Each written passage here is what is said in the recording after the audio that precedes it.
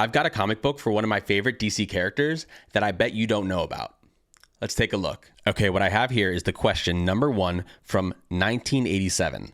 The writer was Dennis O'Neil, and the cover artist was Bill Sienkiewicz. The artist on the interior was Denny's Cowan, if I'm saying that right. So the question is a really, really cool character that not that many people know about, and I think DC really needs to do more with this awesome character.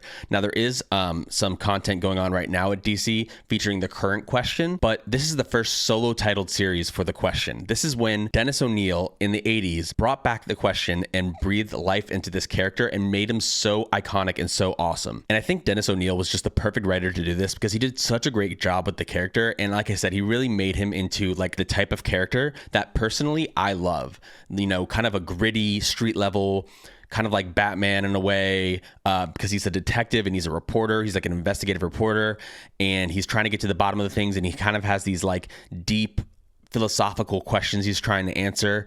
And it's just really, really cool. So who is the question? The question's name is Vic Sage, and he's basically the vigilante protector of Hub City. He's a martial artist, a detective, and he's an investigative reporter in his civilian identity. What's unique about the question's look is that he wears a mask made out of something called pseudoderm, which basically covers his face and gives him this like faceless kind of look where he doesn't have any features.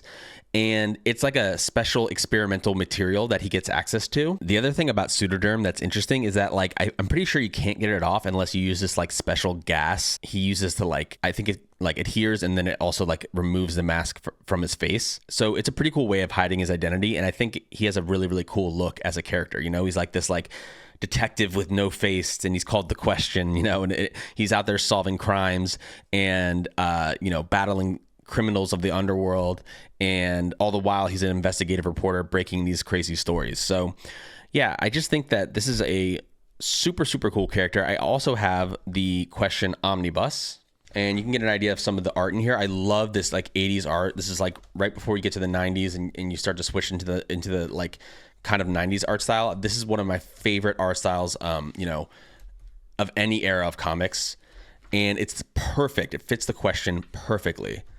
Really, really cool stuff in here. Yeah, it's absolutely beautiful. I also have volume 2. Here's volume 2. So there's 2 amazing omnibuses for this character. If you're interested at all, I highly recommend picking up these Dennis O'Neil question omnibuses. They're really amazing. So yeah, the question is just a really unique hero that is the kind of character that I really like to read, and I think he's one of the cooler characters in all of DC Comics. So I highly recommend checking out the question for yourself. And that's why I'm super happy to have this book in my collection.